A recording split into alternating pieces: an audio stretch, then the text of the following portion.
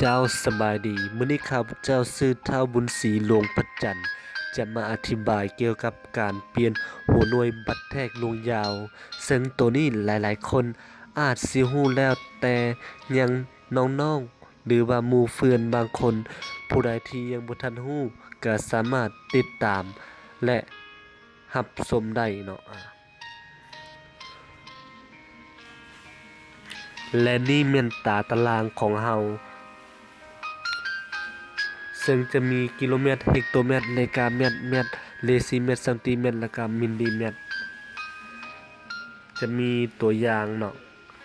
ตัวอย่างที่1 10เซนติเมตรเท่าจักเมตรเนาะ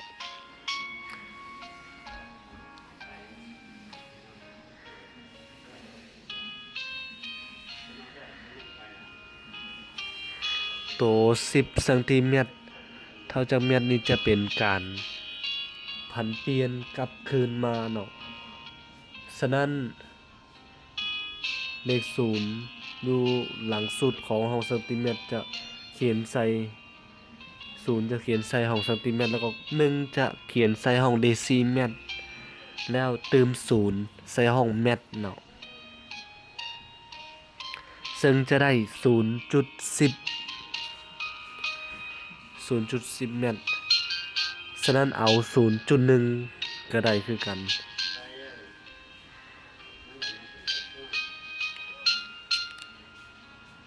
แล้วข้อที่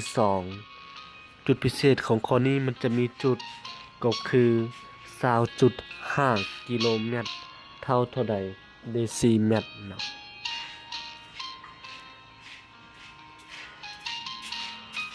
ตัวนี้เฮาควรสังเกตเบิ่งว่ามันมีตัวหลักแล้วก็ตัวเศษมันเนาะฉะนั้นเฮาจึงเอาตัวหลักก็คือ20ใส่ห้องกิโลเมตรตัวเศษเอาใส่ห้องเฮกโตเมตรแล้วเติม0ใส่ให้ฮอดห้องเดซิเมตรซึ่งจะได้ตามนี้ก็คือ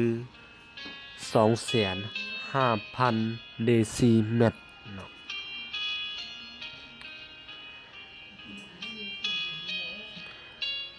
แล้วตัวที่3ก็คือ 1.205 เดซิเมตรเท่าใดเฮกโตเมตรเนาะตัวนี้เฮาสังเกตเบิ่งจะมีเลขอยู่ทางหลังเลขจุดจะมี3ตัวก็คือ205ฉะนั้นเฮาจึงเขียน205ใส่ห้องเซนติเมตรย้อนบาห้องเซนติเมตรมันอยู่หลังห้องเดซิเมตรตัวนี้แล้วเลข1ถัดมาจะใส่ห้องเดซิเมตรแล้วเติม0ใส่ให้ฮอดห้องเฮกโตเมตรซึ่งจะได้ตามที่เห็น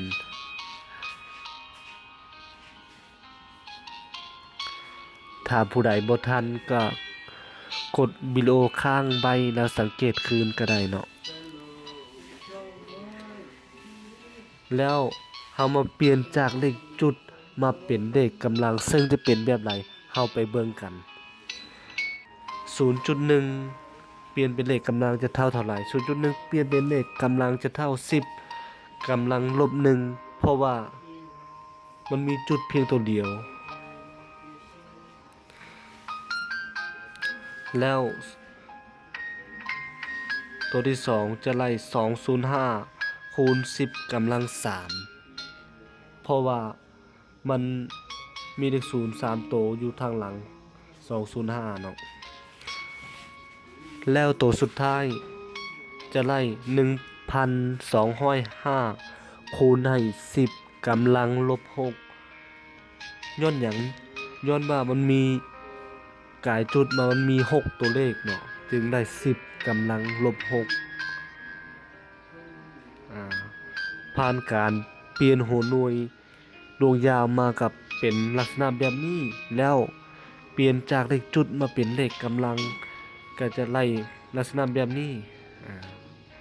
ผ่านการอธิบายของข้าพเจ้ามากับเมิดซ้ำนี้ขอขอบใจ